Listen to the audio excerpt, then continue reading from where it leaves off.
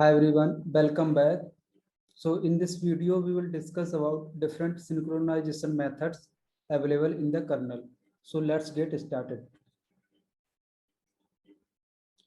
These are different methods that we will discuss in this video. So we will discuss about atomic operations, spin locks, semaphores, mutex, and completion variables, sequence locks, and memory barriers. So this is the typical view how we will want to secure our critical region with the help of lock. In the similar manner, we can use other synchronization methods uh, to secure our critical region. So let's discuss atomic operations.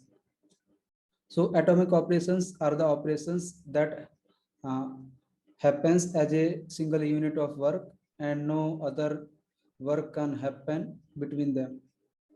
So here we are taking example of two threads. So thread one is trying to get increment and store the value of I. So this statement will happen atomically, and the thread two also will execute the same instruction, but this operation is independent of thread one. So they can execute in any order, and the final value of I will be 9 in the both cases.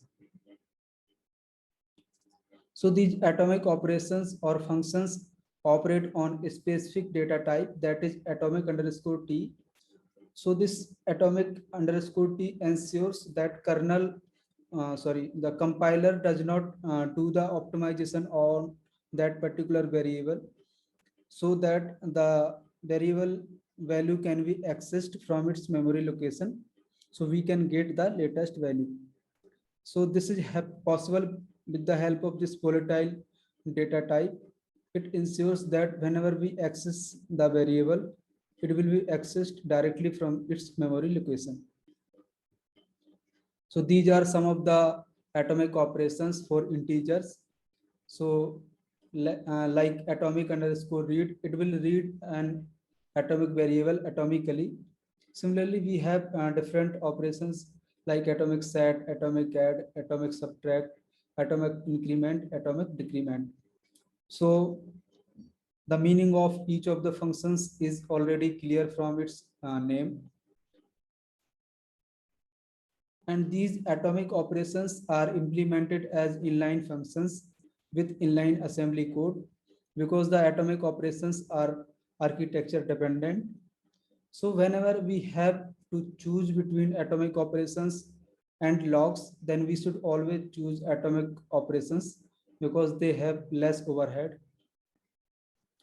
This atomic underscore T data type is specific for 32-bit systems. And similarly, we have atomic 64 underscore T data type for 64-bit systems. And we have separate atomic operations or functions for 64-bit architectures.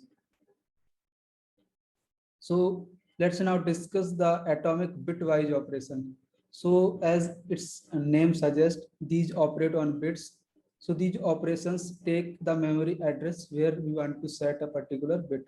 So here we don't have something like atomic underscore T type because directly we are operating on a memory location. These are some of the atomic bitwise operations. So like set underscore bit takes two uh, argument nth bit which we want to set and the pointer to the address where we want to set this particular bit. Similarly, we have these functions and meaning of each function is very much clear from the name itself, but I will describe few of them.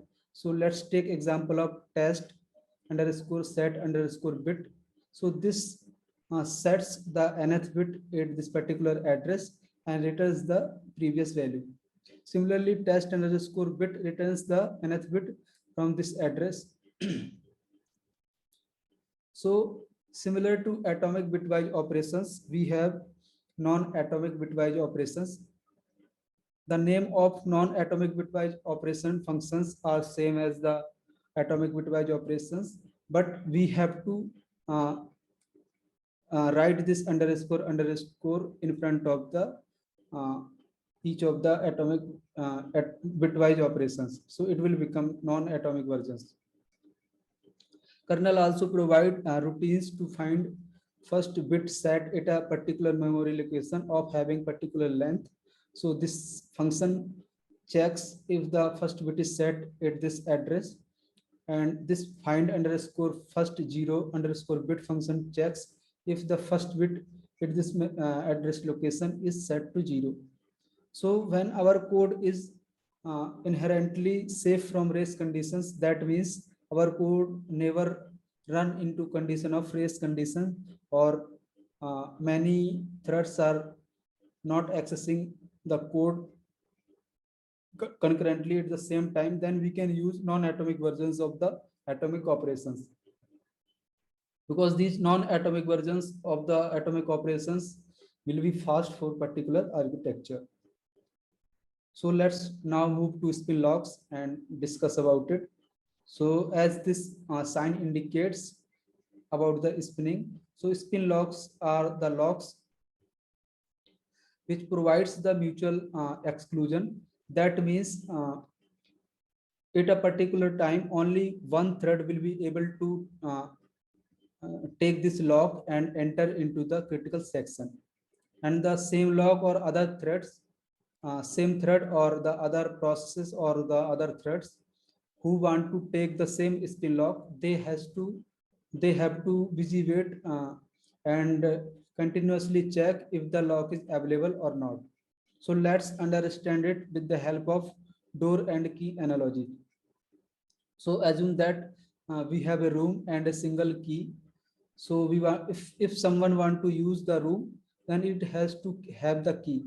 So if a person got the key, it will enter into the room, but other persons who are waiting for to use that particular room, they continuously waiting outside of the room and checking when the person inside will come out. So this is the case of spin lock. So as we know that when lock is not available, processes will be busy waiting, so they will be using CPU time continuously. So that because of that, we have to make sure that our spin locks are held for as small time as possible. So in general case, we have to make sure that the duration of a spin lock is less than the time which have less than the time between two consecutive context switches. So as we already discussed that spin locks are architecture dependent. So this is the way we have to use the spin locks. So we have this macro define spin locks. With the help of that, we can define particular spin lock. After defining the spin lock, we can take that spin lock with the help of this function spin underscore lock and provide this particular spin lock variable. Then we can enter into the critical section. After we finish the critical section, we can unlock the locked variable. And here spin locks are good for interrupt handlers, and we can use them in interrupt handlers, but we can't use the semaphore. We will discuss semaphore in coming slides. But the reason is that spin locks can't sleep, because they have to busy wait all the time if the lock is not available, but semaphores can sleep. So we want that the locks which can't sleep in the interrupt handlers, because interrupt handlers run for very small amount of time. So Linux provides this function spin underscore lock underscore IRQ save, which we can use in the interrupt context. So here in this function, it will try to save the state of the local interrupts and then disable the local interrupts on the particular processor and then acquire the lock. So to restore this condition by this function, we have to run this spin underscore unlock underscore IRQ store function after the critical section. These are the different spin lock related methods or APIs that we can use to implement to apply the spin locks inside our code. So this function spin lock tries to acquire the spin lock, and this is to this disables the local interrupts and then acquire the lock. And this is the same function that we have just discussed. So these three functions are just undoing whatever these three functions are doing. So this spin lock underscore init tries to initialize the dynamically created spin locks, and the type of the spin lock variable is spin lock underscore t. This function spin underscore try lock will try to get a spin lock. If it is available, then it will get that particular lock, else it will return non-zero immediately. So in this function, the process is not busy looping to get the spin lock. It is just checking and returning back.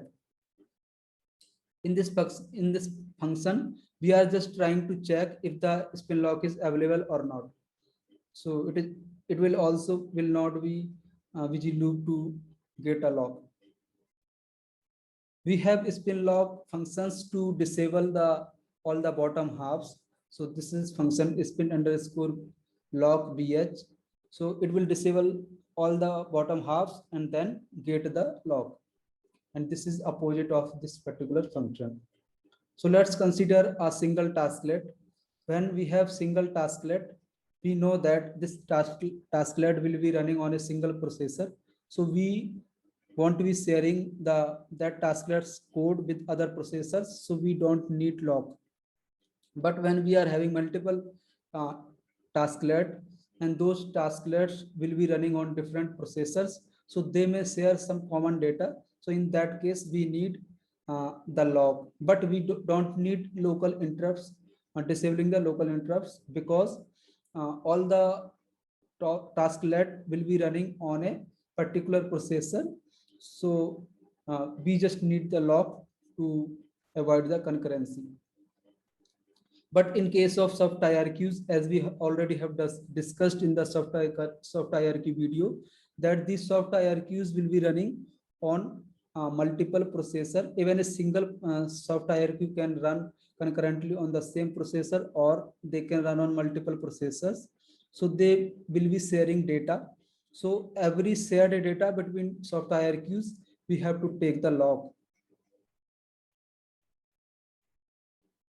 So spin locks also provide particular read-write spin locks for scenarios where we want to acquire the lock for reading and acquire the lock for writing. These locks are also known as shared locks and the exclusive lock. So reader locks are called as shared lock, and the writer locks are known as exclusive lock.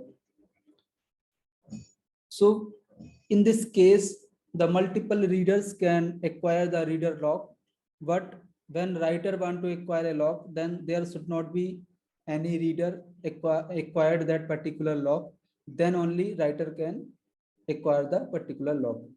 But these reader writer spin locks favors the readers over writers. So what does that mean? It means that when a reader is having lock and they are running, then if writer want to get that lock, then they have to wait till readers finishes, or if other reader is trying to get the lock, then the reader will get the lock first, then the writer will get that particular spin lock. So these are different reader writer spin lock methods.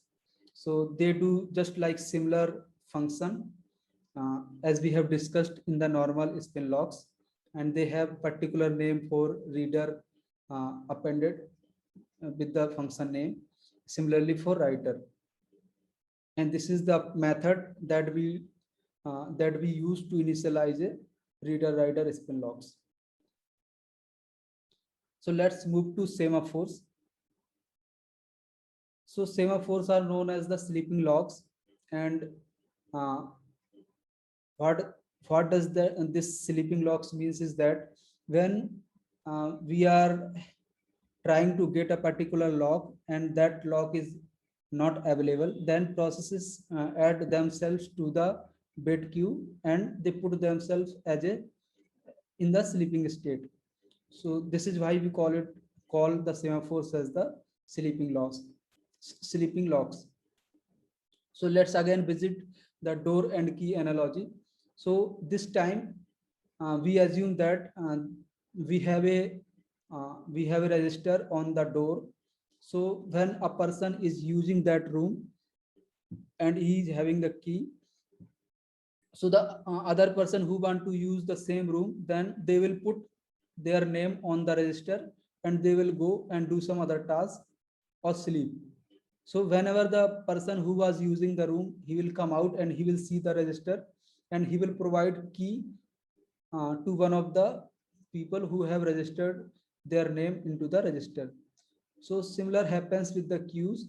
If the uh, if the lock is not available, then the processes put themselves into the wait queue and go to the sleep in the sleep state. So here we can say that we have better process utilization because our CPU is not busy waiting for the lock. So like processes are not busy waiting, so there is no use of CPU and CPU can do other work in place of busy waiting. So here we are using we are using processor more efficiently. Also, the semaphores can be used for the processes who want to run for a longer time.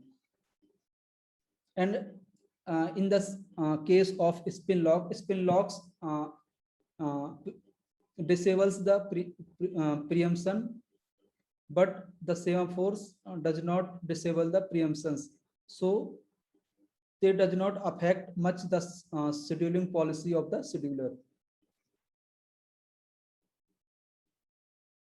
So this is the structure for semaphore. So it contains a log and it has a count. This count indicates that how many processes can have a particular log simultaneously. That means how many processes can enter into the critical section at the same time. So in the case of semaphore, there can be multiple processes in the critical region. When we reach that particular count, then if other person comes after that, then it will see that the lock is now not available and all the count is full, and it will add itself to this wait queue and it will go to the sleep. So there are two type of semaphores. This is first one is binary semaphore. That means it will allow only one thread to enter into the critical section at a time. But in the counting semaphore, uh, it will allow multiple processes to go into the critical section at the same time, and this number and the number will be defined by the count variable here we have. And uh, we log the semaphore with the help of these two atomic operations P and V. We will discuss about it in the coming slides. So if we want to create and initialize the semaphore, then first we have to declare the semaphore. Then we have to use this function sema underscore init. So it will take the name of the semaphore and the count that we will the number of processes that we want to allow into the critical section. And these are the different methods or APIs that we can use uh, to have the semaphores or use the semaphore. So this down interruptible is the semaphore. It will try to acquire the semaphore, and if the semaphore is not available, then it will put the uh, process into the interruptible sleep. And these two functions down and up are the core of these semaphores. So with the help of down, we try to acquire the semaphore and enter into, if it is not available, then we will enter into the uninterruptible sleep. So here we were entering into the interruptible sleep. So there is difference between interruptible sleep and uninterruptible sleep. When process goes into uninterruptible sleep, then the signals can't be used to wake up that process to do some task. And the process waiting for particular event will wake up only when that particular event will happen. And with the help of this function, we are just trying to acquire the lock. If the lock is not available, then we return a non-zero and we don't go to the sleep state. Similarly, with the up function, we are trying to unlock the semaphore. So we will release the semaphore and wake up a waiting task in the wait queue. So let's discuss the code implementation of down and up functions. So here you can see this is the down function. So here you can see it is just checking if first it takes the lock, spin lock defined inside the semaphore structure, and then it checks if the count is more than 0, then it only decrement the count and unlock. If the count is not greater than 0, then it will call this function. So here we are passing this semaphore structure and the task uninterruptible and max schedule timeout. So here we are adding that particular process which was trying to get the lock into the wait queue or wait list. Then we are and then the up state is we are setting to false. That means that particular process is not up, means that it did not get a lock. So in this for loop, we are continuously checking if this particular process is waked up by a signal. If it is waked up by signal, then we process that signal.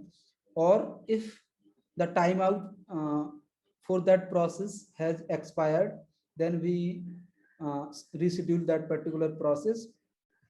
If these two conditions are not meeting, then we set the process state to uninterruptible.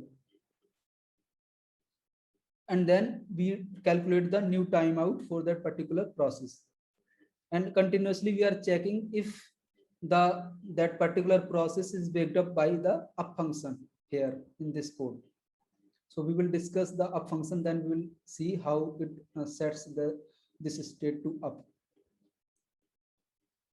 So this is the up function. So here we can see that it is taking the first entry from the wait queue, and then it is deleting the entry from the wait queue. And then here you can see that it is setting the up variable to the true. So it will indicate here in the down that the process has waked up by the up function, and then it wake up the particular process. So let's now move to mutex. So mutex is a sleeping lock that implements the mutual exclusion. So that means the mutex is very similar to spin lock, but it has a nature to sleep. So we can say that it is a sleeping spin lock, but they are totally different two locks. Or we can say that these are similar to semaphores that has a count of 1. But these mutexes are very simple in simple interface and more efficient performance, but we have additional constraints to use it. And this is very important part here. We will discuss in the next slide what are the constraints. So this is the way we have to define a mutex, and this function mutex underscore init initiates the particular mutex variable. So here this is the structure of mutex. So before discussing the mutex structure, let's discuss the different constraints. So it says that only one task can hold the mutex at a time. So it is similar to spin lock. Only the owner can unlock the mutex. Multiple unlocks are not permitted. Recursive locking is not allowed. That means if we have a particular mutex, then we can't request the mutex again until we release it. And why is that? Because the owner only has to release the mutex. So unless we are releasing the mutex, uh, we can't request it again. And mutex object must be initialized via API. So we don't have to set with the help of this mset or copying. So we have to always use this mutex underscore init function to initialize a mutex. And it is saying that mutex may not exit with mutex held.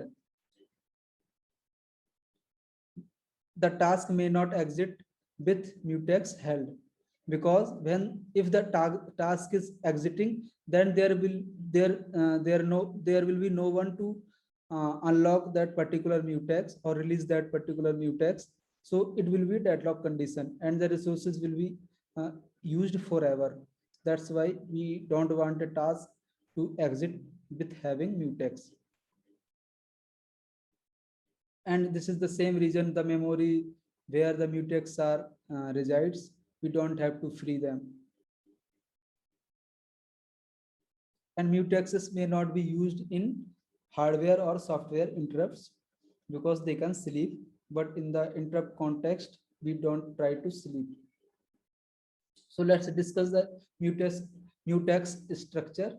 So as we know that only owner can unlock the mutex, so we have a specific variable for that owner, and this is the wait queue where the process will be waiting and sleep, and these are the other variables depending on the different conditions. Sorry, this is the wait queue list, and this is the log. So these are the different mutex operations. So as these names suggest, it is very clear and we can understand. But let me tell. So like mutex underscore lock tries to get a mutex. If the lock is not available, mutex is not available, then the process will go into the sleep state. And this is the opposite of this lock. So it will unlock the given mutex. Here it will try to get the mutex. If the mutex is available, then it will acquire that mutex and return 1. If the mutex is not available, then it will return 0. So here it will not go into the sleep state. And this is the function to check if particular mutex is currently held or not, means it is available or not. So let's discuss the comparison between spin locks and mutex, when we can have spin locks and when we can have mutex. So when we want low overhead to maintain the lock, then we can use spin lock, and for very short period of time we can use spin lock. For long period of time we have to use mutex because mutex can sleep. If we want to use the lock in the interrupt context, we have to use spin lock because spin lock doesn't sleep.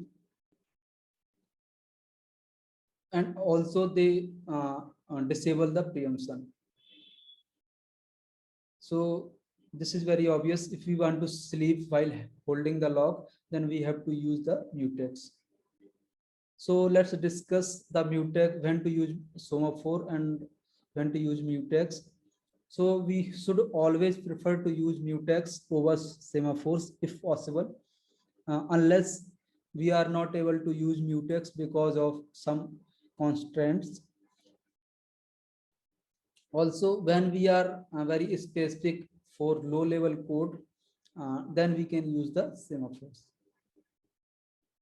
So let's now move to completion variable. So as the completion term tells that if something is complete, so these variables are, the completion variables are the synchronization method between two tasks. So two tasks or multiple tasks in the kernel. So when something or some signal will come, some task will complete, then it will be signaled to other task that this task has completed and you can go ahead. So one task waits on the completion variable, while the another task performs some work. So like in the kernel we have different structures. So many areas of the code depend on the initialization of the those particular structures. So in those structures we have completion variables. So when these structures are initialized, then we set that particular completion variable, and it will indicate into the different portion of the kernel that these structures are initialized, and now you can go ahead and do your task. So this is the macro by which we can declare the completion variable, and this is the structure of completion variable. So here we have a wait queue, and we have a variable done.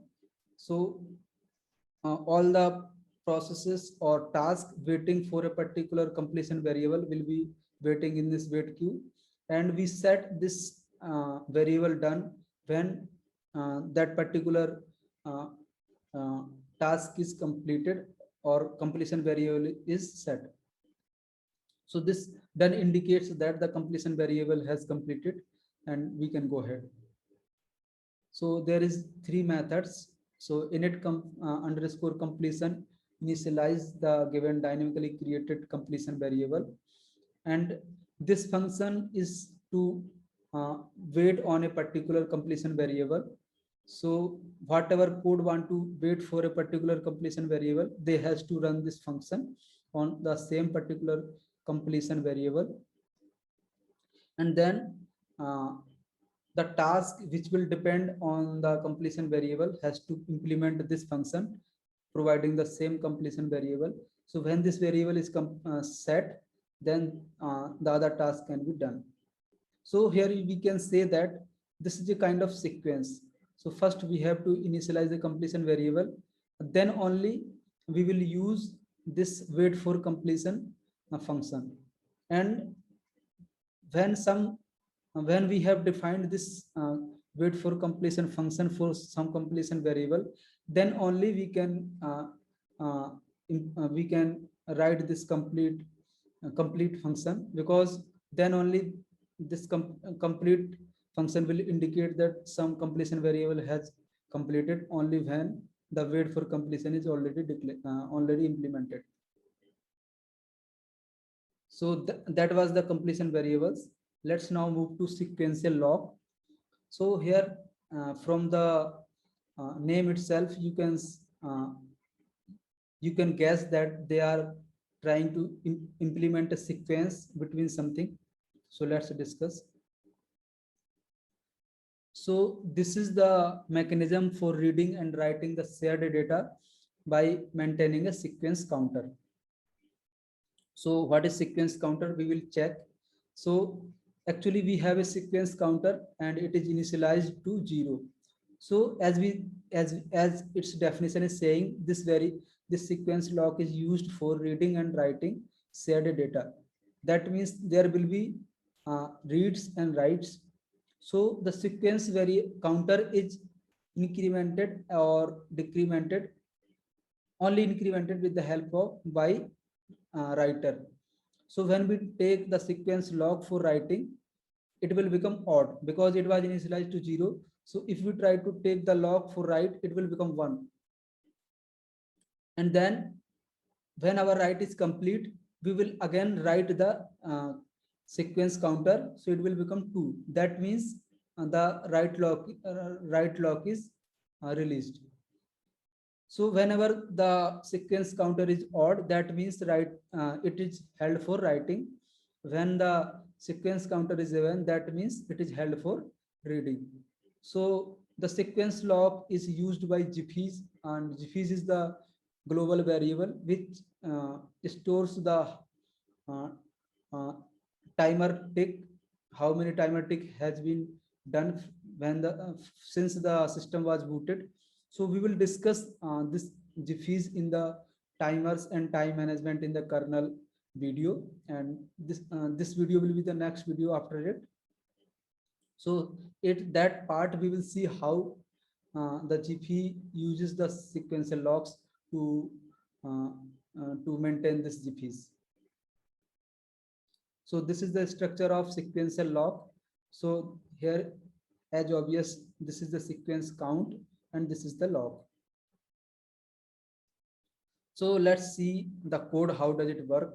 So first we have to define a sequential log, and then for writing uh, we will get the write log with the help of this write underscore sequential log, and we will do some writing and then we will unlock that.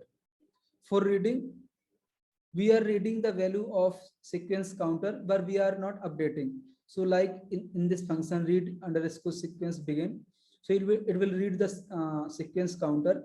If it finds that this value of the sequence counter is odd, then it will not read and it will try again. So here in this function read try read underscore retry, so it is again and again checking that if the sequence counter has become even, because when sequence counter is even, that only it can read, as we have discussed here. So in the case of even, it will read, because odd represents that the lock is held for writing purposes, and when some data is written at that time, it can't read because it can read the wrong data. So let's see when to use the sequence locks. So when we have multiple readers and few writers and we want to favor writers over readers, or we can't make some code atomic, so in those cases we can use the sequence log. So like here it is saying that we have very few writers, but still we want to favor the writers.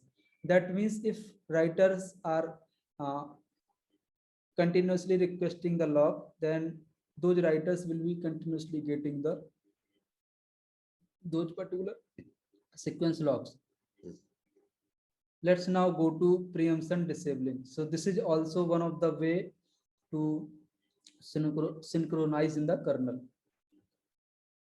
So what is the meaning of disabling preemption? So by default in the Linux kernel, preemption is enabled. That means when process is running in the kernel context, if some high priority process comes, then kernel can preempt that particular process and schedule the high priority process.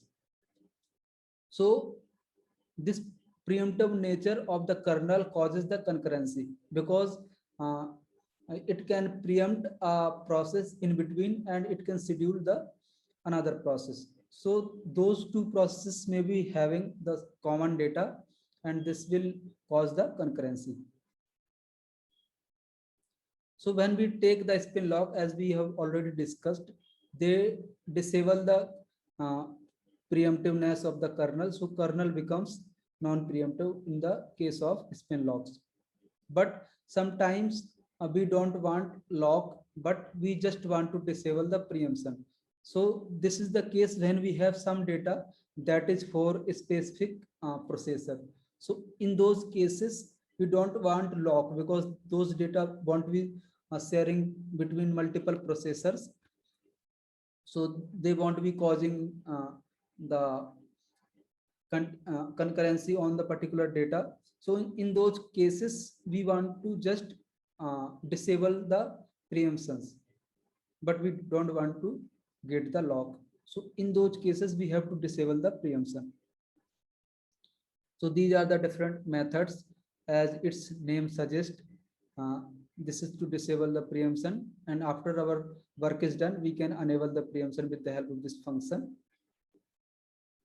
So here in this function, when we enable the preemption, it will again check if the residual count, preempt count variable is reached to 0. If the preempt count is 0, then it will reschedule and other process can be rescheduled by the kernel. So here specifically we are saying that we does not want to reschedule after the preemption. is enabled. Here we can check what is the current count of preempt counter. So this preempt count is a specific variable into the thread info structure, which tells if the preemption is allowed or not.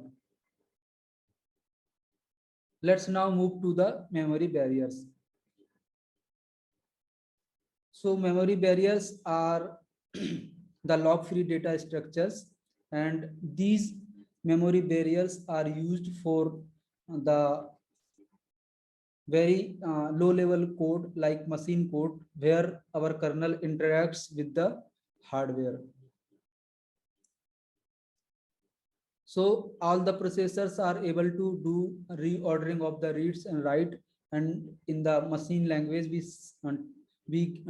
say them as the load and stores. So sometimes the reading of memory location or writing to the memory location wants a particular order. So for that purpose we need some instructions provided by the processor or kernel, so that we can enforce a particular order of instructions. So where we specify those machine instructions to not reorder the reads or writes or load or store operations, those instructions are known as barriers. So why do we need barriers? Like C. So here we are assigning value of 1 to A, and then we are applying that value to B. So in this case we can already see that we have our data dependency. So these operations should be done in this order only, otherwise we will have a wrong data inside B. So let's now discuss the cases for memory barrier. So memory barriers say that all the read or write across this memory barrier should not be reordered. So that it means that, like here we are assigning value of 3 to A. That means we are storing the value, and here we are storing the value of B. So these operations should not be reordered, means we should not go here and A should not come here. So these operations should be executing in the same order. That means A should be assigned first, then B should be assigned. Similarly, in the thread B, we are specifying a read memory barrier.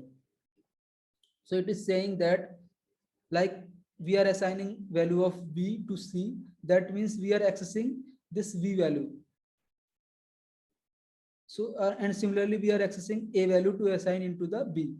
So this is saying these read of B or A should not be reordered across this memory barrier. That means this statement should run first, then only this statement should run.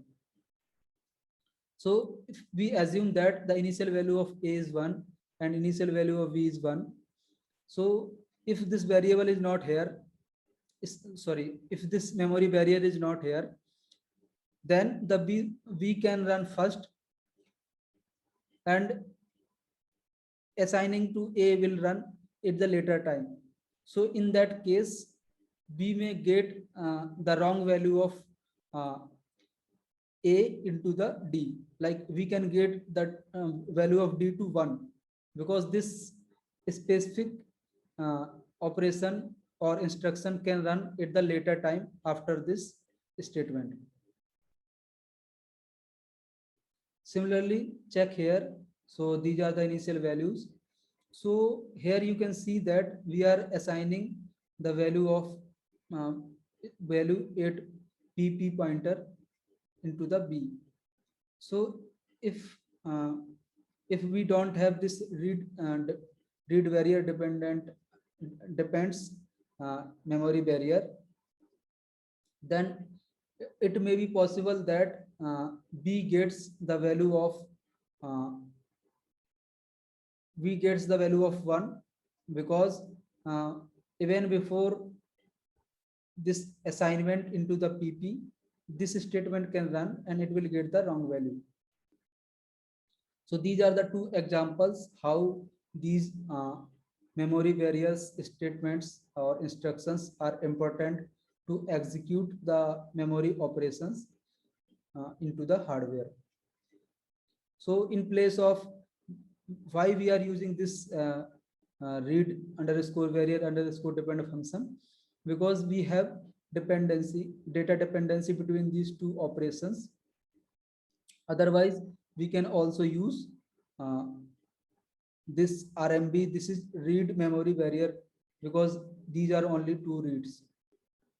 But this is the efficient way when we have data dependency. So you may be wondering what is this MV, what is this RMB, what is this read underscore barrier underscore depend. So these are the memory barrier instructions. So here you can see that RMB is the so it prevents load means reading and storing means writing. So it prevents loads from being reordered across this barrier. As I have already discussed that across this line, all the read will be in the same order.